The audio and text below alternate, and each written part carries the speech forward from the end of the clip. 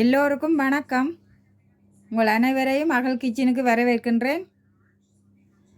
நான் இன்றைக்கு இந்த வெண்டிக்காயில் ஒரு பால் கறி ஒன்று செய்ய போகிறேன். அதை என்னுடைய முறையில் எப்படி செய்கிறதுன்னு சொல்லி இப்போ பார்க்கலாம். அதுக்கு இந்த வெண்டிக்காயை நான் இப்படி பீஸாக வெட்டி வச்சுருக்கிறேன். இதில் பார்த்தீங்களன்னு சொன்னால் வெங்காயம் வெட்டி வச்சுருக்கிறேன். இதில் உள்ளி வெட்டி வச்சுருக்கிறேன். இதில் ஒரு பச்சை மிளகாய் வச்சுருக்கிறேன். இதில் ஒரு வெங்காயம் இதில் ஒரு கொஞ்சம் தனியாக எடுத்து வைக்க போகிறேன். ஏன்னு சொன்னால் அது பச்சையாக திரும்ப போடுறதுக்கு. இப்போ நான் இங்கால அடுப்பில் ஒரு பாத்திரம் வச்சுருக்கிறேன். இப்போ இதில் தான் நான் இந்த பால் கறி செய்ய போகிறேன். இப்போ இதில் சட்டி ஈரம் காஞ்சி வந்துட்டுது. நான் இதில் கொஞ்சமாக எண்ணெய் சேர்க்கிறேன்.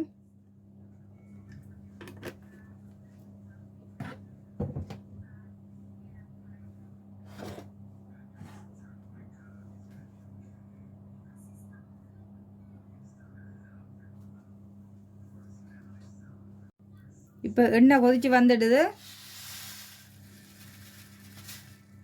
நான் இதில் ஒரு சிறிதளவு கடுகு சேர்க்கிறேன்.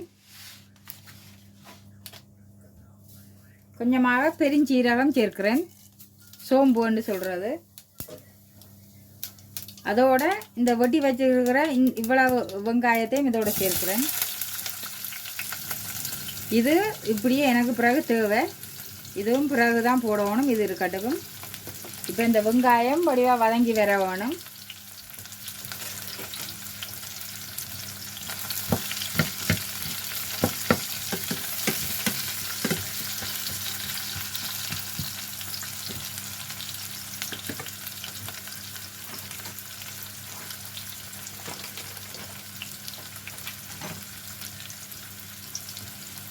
இதோட ஒரு செத்தல் சேர்க்கிறேன்.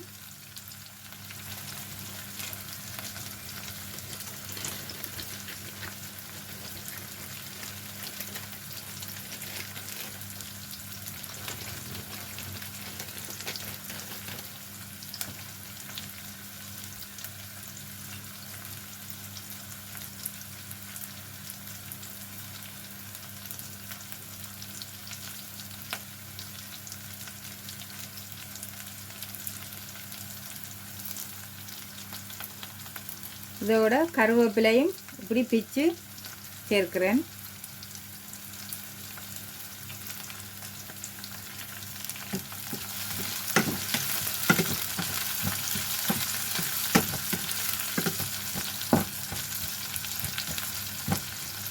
இது இந்த வெண்டிக்காயை வச்சு பலவிதமான ரெசிபி செய்யலாம். நான் இப்போ நான் எப்படி இந்த வெள்ளைக்கறி வைக்கிறேன் நானோ அதைத்தான் நான் இதில் வீடியோ எடுத்து போடுறேன். இப்போ வெங்காயம் வதங்கி வந்துடுது. நான் இப்போ இதில் கொஞ்சத்தையும் எடுத்து வைக்க போகிறேன். இந்த வதங்கின இந்த செத்தலோட சேர்த்து ஒரு கொஞ்சம் வதங்கின வெங்காயத்தை நான் இதில் எடுத்து வைக்க போகிறேன். இது கடைசியில் சேர்க்கிறதுக்கு தான் நான் இதை எடுத்து வைக்கிறேன்.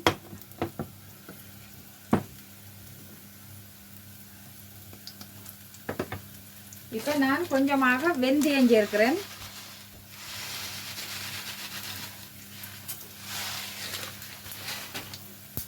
இப்போது நான் வெட்டி வச்சிருக்கிற வெண்டைக்காயை சேர்க்கிறேன்.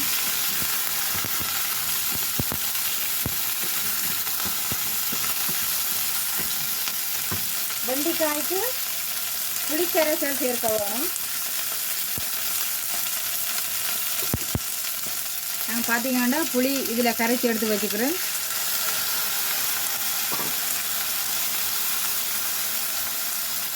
இதுக்கு தேவையான அளவு உப்பு சேர்க்க போகிறேன். கொஞ்சமாக உப்பு சேர்க்கிறேன்.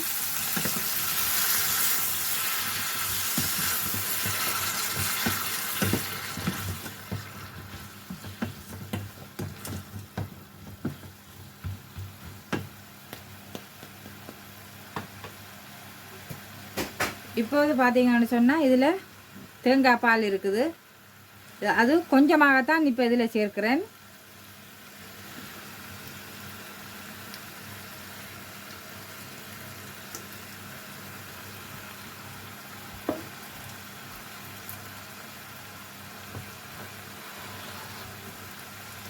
நான் அதோட ஒரு இவ்வளவு தண்ணியும் சேர்க்கிறேன்.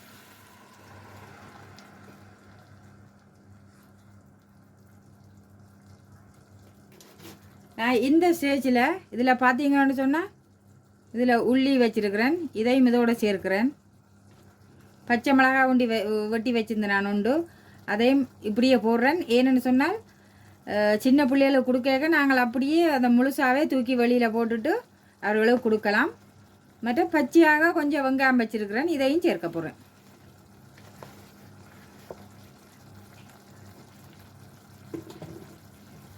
இது பார்க்கலாம். இப்போ நீங்கள் நினைக்கலாம் இது பச்சையாகவும் ஏற்கனவே தாளிச்சும் இருக்குது, இப்போ இந்த பச்சையாகவும் வெங்காயம் போடுறேன்னு சொல்லி.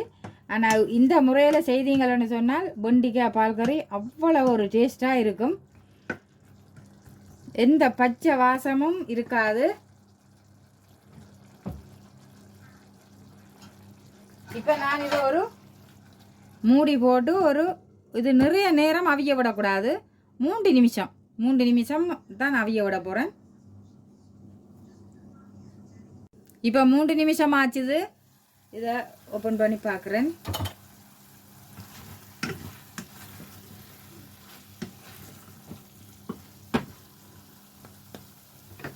நான் இந்த ஸ்டேஜில் திரும்பவும் பால் சேர்க்கிறேன்.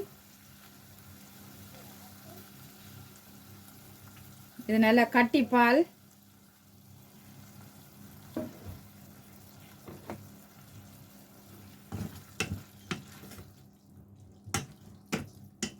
இந்த வெண்டிக்காயில் இந்த பச்சை நிறம் மாறக்கூடாது, அப்போ தான் இது இந்த முழுமையான சத்து இதில் இருக்கும்.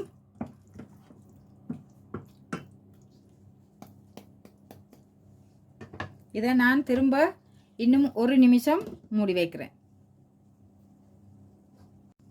இப்போ 1 நிமிஷம் ஆச்சு. நான் இப்போ இதை இன்னொரு பிளேட்டுக்கு மாற்ற போகிறேன். இப்போது இதில் இந்த வெங்காயம் வதக்கி வச்சுருக்கிறேன் செத்தலோட, அதையும் இதோட சேர்த்து மிக்ஸ் பண்ணி போட்டு நான் இன்னொரு பிளேட்டுக்கு மாற்ற போகிறேன்.